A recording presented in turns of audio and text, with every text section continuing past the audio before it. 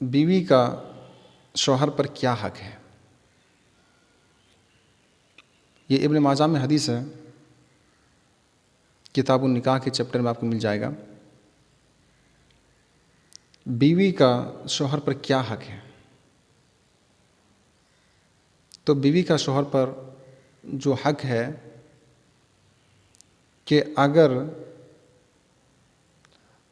अगर शौहर कुछ खाता है, शौहर अगर कुछ खाता है, अच्छी चीज़ खाता है, तो वो अपनी बीवी को खिलाए।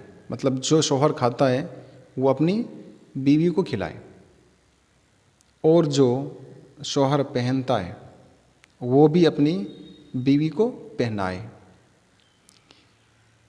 जो शौहर खाता है वो अपनी बीवी को खिलाए, तो इसका मतलब ये नहीं है कि अगर कोई शौहर, जो इस्लाम के अंदर हराम है, खाना पीना, शराब इस्लाम के अंदर हराम है, आप नहीं पी सकते हैं। अगर कोई शख्स शराब पीता है, शराबी है, तो इसका मतलब ये नहीं है कि अगर शौहर ख़राब है तो और शराब पीता है तो इसका मतलब ये नहीं है कि शौहर अपनी बीवी को शराब पिलाए। इसका मतलब ये नहीं है। यानी जो इस्लाम के अंदर जायज़ खाना है, जो इस्लाम के अंदर हलाल है, अगर वो शौहर खाता है तो वो भी अपनी बीवी को खिलाए, और जो शौहर पहनता है वो भी अपनी बीवी को पहनाए। तो इसका मतलब ये नहीं है कि अगर मर्द पैंट शर्ट पहनता है तो वो भी अपनी बीवी को पैंट शर्ट पहनाए, मर्द टोपी पहनता है तो अपनी बीवी को टोपी पहनाए, ये नहीं। मतलब जो लिबास में, अपनी लिबास में शौहर जो खर्चा करता है तो वो भी उसी तरह का अपनी बीवी पर खर्चा करे, और बीवी को चेहरे पर न मारे। यह हदीस में मना है कि अपनी बीवी को चेहरे पर मत मारो, और गाली गलौज मत करो, अपनी बीवी को गाली मत दो।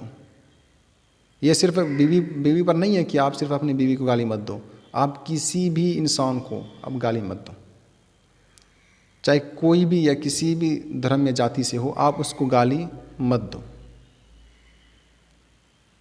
और अगर लड़ाई और झगड़ा हो जाए, कुछ ऐसी बात हो जाए शौहर और बीवी के बीच, लड़ाई और झगड़ा हो जाए, तो अगर आप उसको सुधारने की कोशिश करते हो और अगर वो नहीं सुधर रहा है तो आप बिस्तर अलग कर दो। अब ये नहीं करना है कि अगर बीवी नहीं मान रही है तो आप उसको घर से निकाल दो या घर से भगा दो, ऐसा नहीं करना है।